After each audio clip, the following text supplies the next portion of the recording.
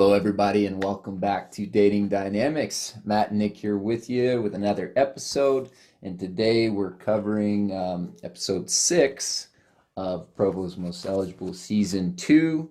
And this episode, it was all about the dates. So, had some interesting ones, like really exciting stuff. You had the wakeboarding,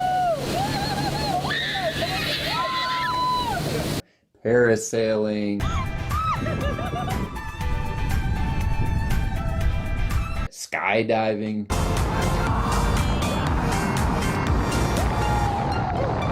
Then there's Ellie's dates. Yeah, so, jokes aside, hey, everybody's different. We all enjoy different kinds of things. Skydiving isn't for everybody. But there are some key principles when it comes to dating. And this is a question that we hear a lot. Hey, what should I take this girl out to do? So, get into those principles. Activities that you choose, because not every date has to have an activity, but we saw all these dates did. It's because it's kind of pretty usual. It's generally a good thing to have an activity. They should be things that are shared experiences. So something like Austin and Lauren did. They can both experience the thing at the same time and also be aware of each other, looking at each other, interacting with each other. The way one steers affects the other, and they're able to switch places and everything. That was really good. They're laughing together. An example of not that would be Ellie canoeing. Not that canoeing is a horrible thing, but it's just that they're kind of in separate worlds. Neither one are very engaged It with the wasn't activity. paddling. Come on. But it should also provide, ideally, an opportunity for natural physical contact if that's something that you both want and are comfortable with. Some of these dates had the opportunity for that, and some of them did not. Canoeing, once again, makes it a little bit difficult. So that's also really important. And yeah, it should be something that you both enjoy, ideally. But if you're the one planning the date and paying for the activity, you should make sure that it's something that you enjoy, because you would hate to pick something that neither of you enjoy. So make sure at least you enjoy it, and hopefully they do as well. Oh, definitely. Now, Austin and Lauren, I do think they had the best date. I did notice a little something. He had a little hint of misogyny. She told me that she's a pretty good driver, and I've seen her drive, so I'm excited. I'm ready for this. Are you ready for this? Yep. Hey, Ready? don't kill us. I'm nervous. And then we saw this happen.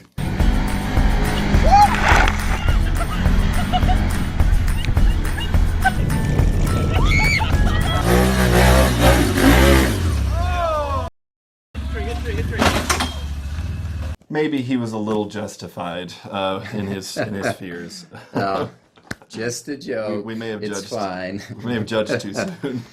So when it came to the dates and really more the interaction, so like, you had the activity, and then there was the dinner or whatever type of, it was dinner for most of them.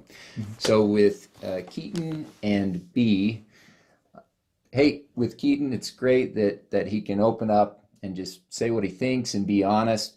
That really is important. That's going to be so important in establishing a relationship, because you're letting them know who you are and your concerns, but at the same time, it's good to balance that with fun conversation. Now, again, we don't get to see everything, but we've noticed that in terms of what the camera shows us, most of their conversations have been very serious. And it's good to balance that with some fun conversations. Like, Keaton's a funny guy, and so just more fun in there as well, I think, would be a good thing.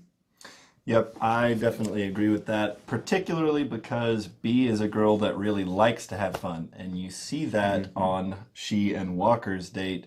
Skydiving, it would probably be a pretty exhilarating experience. I've imagined it really, really intensely. But she obviously had a blast, and she tends to have a lot of fun with Walker. Now, On the flip side of that, Walker seems a little bit less attuned to having those deep, searching conversations. I mean, she asked him a pretty, run-of-the-mill question if you're thinking about being in a relationship with somebody, and he kind of responds, "Oh, questions, fun. This could be good. We can roll that." So how come you never got deeper with any of those girls? You weren't interested, or that just like wasn't what you were about at the time? So, wow, you're just full of amazing questions today. Like, did you come back one of those missionaries that had a date twice a day, every day, except for on Sundays, for like weeks, and then ghost a lot of girls and play the field, get a so feel for funny. things? This is an awesome question. We kind of see there that, B is kind of in the cycle of continually trying to establish or reestablish trust with Walker, because she's been burned before, as she's mentioned, and he does put off the vibes of maybe he's not trustworthy. So she keeps throwing out these questions, searching, hey, are you actually gonna just leave me after this is done, or do you really want a relationship? Yeah, it definitely has affected their ability to connect on a deeper level, that she's always having to check in on him like that. So when it comes to Lauren's picks with Jake, okay, so we've given Jake a hard time on this. In terms of some things he's done right, so Lauren has screened guys for showing interest. Like Austin and Jake have both shown interest. They've both escalated things physically. So Jake, he's done that. And like he's really interested, and she has actually responded pretty well to that. And because hey, some women, they really do like a guy that really shows interest. And he has done that. But again, we're gonna rag on him. It's just when he puts off needy, desperate vibes, and that's very unattractive. And so there is a balance to be struck. You do want to show some level of interest, but boy, when you're just 100% sold, and they're 6 weeks in, that's pretty quick. It's pretty quick. Yep. She did seem to like it when he said that he loved her, but it was a risky move that early. Yeah. He will take risks. Yeah. That. And hey, that should tell you something about the need to be bold and brave. So next up, of course, we got Lauren and Austin. As we mentioned, they had a really great activity. You can see they had a blast. They just had fun, and they shared that fun between them. It's a really good start up to their date. But also they had a pretty good conversation, and Lauren picked out some attributes about Austin that were very attractive to her. She mentioned it doesn't really seem like there's an age gap here, because he shows forth what we call princely attributes. He's a guy who, she said, he's got direction, he's got goals, he's driven, he knows what he wants. And she can tell that he's also the kind of guy that goes after what he wants, because he switched teams. He said, hey, I know this might be kind of abrasive to some people, but I'd rather be over here with you. I like you, and I'd like to see where we can take that. He took the initiative in getting, making things a little bit physical early on with that kiss and everything. So those are all things that she's like, hey, he's 21, but he's acting like a very mature, full-grown man, adult human being, Yeah, we haven't talked much about Austin so far, but yeah, we really like him. Mm-hmm. A lot of people didn't like the whole swapping around thing, but hey, would you rather him just not done it and stayed it with someone that he wasn't as interested in? Just not honest. Yes. No. So yeah, we really respect him. When it comes to Ellie's choices with Josue, we think he's there because Ellie's comfortable around him, and like in terms of a friend thing, that's not bad, but in terms of relationship, it is bad, because she just feels comfortable around him, but you can see from their body language that she is not really interested.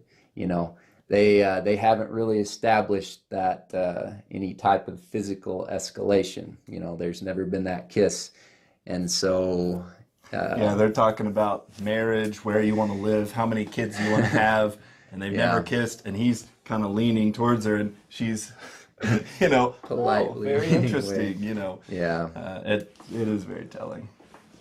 definitely. So we got old Ellie and Scott, you know, oh, this poor guy, he just doesn't have a chance. He should just bow out now and save face for when the final selection comes, you know, because it's just going to break his heart, I think, when she picks Josue. No, I'm kidding. We've been pretty sold on Scott from the beginning. We think, you know, he's just done really well. In this episode, he also did well. He's not always super fun and engaging. Those are things he could work on a little bit, but he is the kind of guy who just shows forth a lot of confidence, charm when it's the most needed. I mean, he has the best line, I think, in the whole show. This is great. What was it? I win, win, win, no matter what. We can roll it. Are you just here to win, Scott? Am I just here to win? I'm here to find a real relationship. Win is just like something I do, so wherever I go, that's gonna happen. You know, so we can see Ellie is actually testing him pretty kind of harshly. Hey, you know, she's digging kind of like B did. But the reason she's doing that is the same reason that B did it, and that is because she is interested in him. He is her first choice, and she wants to make sure that she's not investing emotions in a guy who's just going to say, hey, great, I won. Thanks a lot, Ellie, and I'll see you around never. And so if a girl is testing you, if she's asking you the tough questions and everything, that almost always means she's interested in you. So take it that way and just respond honestly. Absolutely. If you're getting tested, it's usually a good thing, unless you did something wrong. All right. So, yeah, when it comes to our predictions, I'll say mine real quick. I think it's going to be Keaton, Jake, and Scott. I don't, with Keaton,